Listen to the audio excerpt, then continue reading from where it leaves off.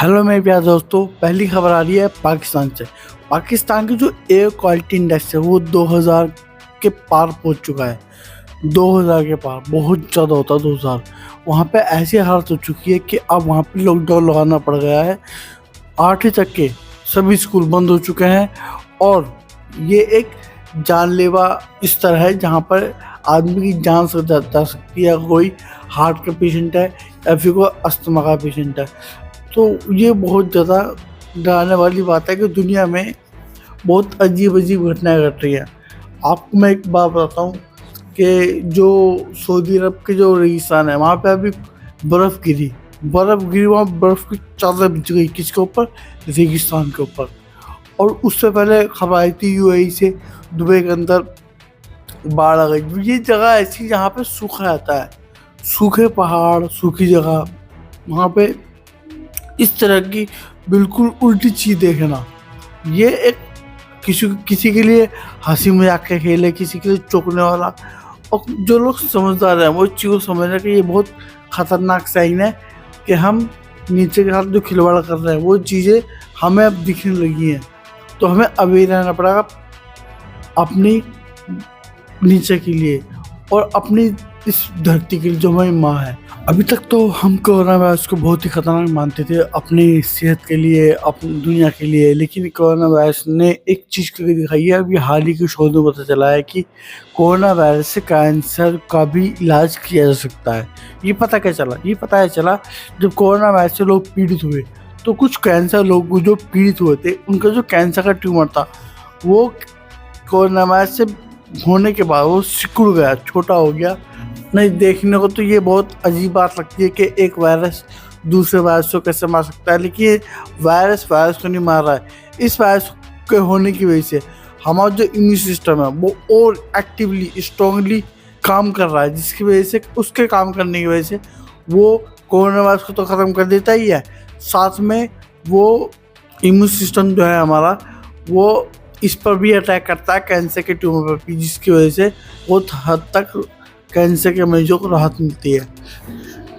अगली खबर आ रही पटना से निकल के। पटना को जानते हो आप? पटना में ही पुष्पा 2 का ट्रेलर लॉन्च हुआ है। अब पुष्पा 2 का ट्रेलर लॉन्च हुआ है पटना के अंदर, उनके साउथ में इन्होंने कहीं नहीं करा, इन्होंने करा लिटरली पटना के अंदर, बिहार के अंदर। अब आप कहोगे यार इन्होंने बिहार के अंदर क्यों करा? ना तो इनकी लैंग्वेज है, ना कोन लैंग्वेज है, ना हिंदी लैंग्वेज है, भोजपुरी लैंग्वेज है। यहाँ तो जो वहाँ की जनता ने जब पुष्पा 1 आई थी तो उन्होंने बहुत सपोर्ट करा था, पहली सपोर्ट वहीं से आई थी और मूवी को हिट कराने में उनकी बहुत ज़्यादा योगदान था। उन्होंने उस फिल्म को बहुत बार देखा, बहुत बार मल्टीपल टाइम जाके देखा। तो वहाँ की जनता ने बहुत आसानी से उस मूवी से कनेक्ट कर लिया क्योंकि वो उनको ज़्यादा रिलेटेबल मूवी लगी। बाकी दिल्ली, यूपी यहाँ थोड़ा कम रिलेटेबल हो पाया, लेकिन वहाँ की जनता ने तुरंत इस मूवी को पकड़ लिया और अच्छे से इसको सपोर्ट करा। तो इसी चीज़ को देखते हुए मेकर्स ने इस मूवी का ट्रेलर पटना में लॉन्च किया क्योंकि वो चाहता है कि वहाँ की जो नॉर्मल है ना वो एक नॉर्मल ऑडियंस है। नॉर्मल ऑडियंस का मतलब है कि वो अभी ना तो ज़्यादा OTT प्लेटफॉर्म इन चीज़ों पे ज़्यादा ध्यान नहीं देती है, वो सीधा नेटवर्क वाली चीज़ों पे ध्यान देती है कि सिनेमा में जाकर मूवी देखो।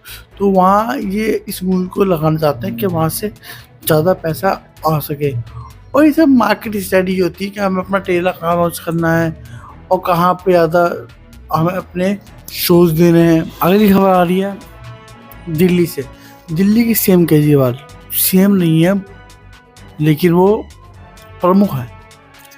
अब क्या हो रहा है कि उनकी पार्टी से कुछ लोग जा रहे हैं, कुछ बड़े नेता निकले हैं और कुछ नेता एंटी हुई है।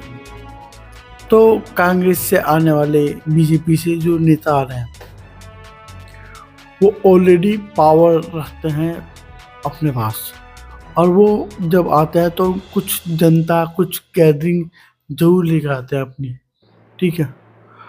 वो आते हैं और पार्टी में एंटी करते हैं और जो आम आदमी पार्टी है उनको कोई ना कोई पद दे देती है, ठीक है। तो ये होता है, मतलब मैं कह रहा हूँ कि आम आदमी पार्टी वही कर रही है जो बाकी सब पार्टी करती है। मतलब बाहर से आए हुए, कांग्रेस से आए हुए, बीजेपी को छोड़ के आए हुए, कांग्रेस को छोड़ के आए हुए जो नेता है उनको अपनी पार्टी में जगह देती है। ठीक है, तुम हमारे पार्टी को ज्वाइन करना चाहते हो, आ जाओ, आपका स्वागत है। स्वागत सबका है। अगर कोई भी हमारे पार्टी ज्वाइन करना चाह रहा है, आ जाओ, पार्टी है, सबका स्वागत है, आप आइए। आप कोई बंदा कांग्रेस छोड़ के हमारी पार्टी में आ रहा है, वो उसका रीजन है, हम उसके रीजन का स्वागत करते हैं। लेकिन हम उसको आते ही अपने मंत्री पद दे दें या कुछ और दे दें, तो ये क्या है? ये क्या चीज़ है? क्या आम आदमी पार्टी भी उन्हीं पार्टी में से हो गई है बाकी पार्टियों में से? जो आपके कार्यकर्ता है, जो आपको कार्यकर्ता नीचे बैठे हुए कार्यकर्ता है, जो कर्मठ कार्यकर्ता है, जो लगे हुए हैं, उनको वो पद देना चाहिए। वो 3-4 साल, कोई 5 साल, कोई 7 साल, कोई 8 साल से तुम्हारी पार्टी में काम कर रहा है, और तुम्हें लगना चाहिए ना कि यार ये 4 साल से पार्टी के लिए काम कर रहा है, इसको थोड़ा प्रमोशन दो, इसकी मेहनत को थोड़ा सपोर्ट करो। लेकिन नहीं, तुम बाहर से आए हुए लोगों को तुरंत पद दे के उन्हें ऊपर बैठा देते हो। तो ये राजनीति नहीं कर रहे, तो आप क्या कर रहे हो? काम तो नहीं है। अब मैं आप कर रही, आपका निजी पार्टी है, निजी काम है, मैं कह सकता हूँ। आप भी कहो भी हमारी निजी पार्टी, हमारे फैसले हम लेंगे, आप क्यों बोल रहे हो? अगर तुमने हमसे दोबारा यूँ कहा कि हम अलग हैं और हम पार्टी के दूसरी पार्टी की तरह नहीं है और हम सबके साथ फेयर बिहेवियर करते हैं, तो ये मैं नहीं मानूंगा। मैं थूक दूंगा तुम्हारे मुंह पे जैसे तुम काम कर रहे हो। तुम्हारे जो नीचे जो तुम्हारे 4-5 साल से लोग मेहनत कर रहे हैं, उनमें से किसी एक बंदे को चुनो, उसे काम के बेसिस पे, और उसको प्रमोट करो किसी पद पे। ये चीज़ मुझे तुमसे चाहिए, वरना मैं आपको वोट नहीं दूंगा बिल्कुल भी। मैं आपके मुंह पे कह रहा हूँ। मैं वोट कांग्रेस, बीजेपी और को भी दे दूँ तो भी कोई दिक्कत नहीं, क्योंकि तुमने उनमें कोई फर्क नहीं रह गया है। भाई इतना फर्क है, काम करते हो। लेकिन ये चीज़ें तुम अपनी क्रेडिबिलिटी खो रहे हो, और जो तुम्हारे नीचे जो कार्यकर्ता हो हैं, जो मेहनत से काम, उनकी हिम्मत टूटती है। मुंह पे कोई नहीं कहता, लेकिन टूटती है हिम्मत। जब मैंने कहा यार मैं 4-5 साल से पार्टी के लिए काम कर रहा हूँ, मुझसे पूछा भी नहीं गया, कोई बात नहीं, लेकिन मेरी तरफ ध्यान तो दो यार, ये बंदा 4-5 साल से काम कर रहा है, इसको थोड़ा सा प्रमोट कर दो। प्रमोट करो ना, अपने कार्यकर्ताओं को प्रमोट करो, ऊपर ले आओ।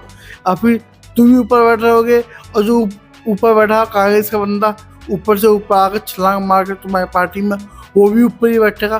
कोई अगर कांग्रेस तुम्हारी पार्टी में आता है तो उसको उसकी वैल्यू के हिसाब से, और थोड़ा अपने जो पुराने कार्यकर्ता उनके साथ बिठाओ ना, उसको 2-3 साल तक अपनी पार्टी में ऐसे रखो ना कि वो थोड़ा तुम्हारी पार्टी के बारे में, तुम्हारी पार्टी को, आइडियोलॉजी को समझे। उसके बाद तुम कहोगे हाँ ठीक है, तुम लग रहे हो, मैं आ जाओ ऊपर, तुम्हें प्रमोशन मिल जाएगा। एक साल, कम से कम 1-2 साल तो उससे अपनी पार्टी के कोर वैल्यू को समझने में टाइम दिलाओ। नहीं, आप ऐसे नहीं करोगे, पता है मुझे। ये मुझे बहुत ज़्यादा बुरी लगी बात आपकी। जो आप कर रहे हो ना, ये वही चीज़ें जो बाकी पार्टी करती हैं, और अच्छा नहीं है। क्या लगा आपको? क्या आप ऐसा करके चुनाव जीत जाओगे? आप चुनाव जीत जाओगे, आप जनता को भी जीत लोगे, लेकिन अपने कार्यकर्ता, अपनी जो कोर वैल्यूज़ हैं उनको खो रहे हो। कोर वैल्यूज से पार्टी खोखली होती है। अगर तुम्हारे कोर वैल्यू नहीं है और कोई तुम्हारे जो नीचे कार्यकर्ता हो तुम्हारे से नाखुश है, छोड़ो, तुम्हारे बीच की बात है, अपना आप देखो। अगली न्यूज़ आ रही है राहुल गांधी की तरफ से। राहुल गांधी ने, जो मोदी जी ने गाना निकाला ना कि एक है तो सेफ है, उसका डीएनए निकाल दिया। उन्होंने एक पोस्टर लिया, इसमें लिखा एक है तो सेफ है। अब उन्होंने एक्सप्लेन करा कि एक कौन? अगर मोदी, अडानी और अंबानी ये सब एक हैं तो सेफ हैं हम, और धारावी के लोग कष्ट में हैं। उन्होंने ये बात करी। मतलब आप देखोगे जिसको आप पप्पू बोलते थे, जिसको आप ये कहते थे कि ये बिल्कुल बच्चा वाली बातें करता है, वो इस तरह की बातें करता है कि आपको चुभने लगी है। सामने वाली पार्टी को उनकी बातों से अब फर्क पड़ता है, अब उन्हें दिक्कत होती है, अब वो उनकी नब्ज को पकड़ के सीधा बात करते हैं। मैंने विपक्ष में बहुत कम ऐसे नेता हैं जो सामने वाली जो पार्टी है बीजेपी, उसके नेताओं को पकड़ कर उनकी नब्ज पकड़ के तब बातें करते हैं। बहुत कम नेता हैं, राहुल गांधी, अखिलेश यादव, असदुद्दीन ओवैसी और आपके तेजस्वी यादव, ये कुछ लोग ऐसे हैं जो खुल के सामने अपनी बातें करते हैं और डरते नहीं हैं। बाकी जो नेता हैं वो इतने खुल के नहीं बोल पाते, शायद वो दबाव में रहते हैं, लेकिन राहुल गांधी जी ये बहुत अच्छे से बातें करते हैं। बाकी तो सब बकचोद है ही। अगली खबर आ रही है आयुष्मान खुराना की तरफ से।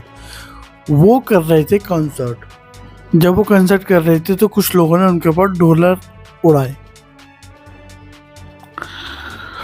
डॉलर जब लोगों ने उनके ऊपर उड़ाए तो उनको अच्छा नहीं लगा। उनको लगा कि ये पैसों की बेहुरमती है, पैसों की बेइज्जती है। ये किसी ज़रूरतमंद आदमी को आप दे दो तो आपको पुण्य मिलेगा, आप यहाँ मत उड़ाइए।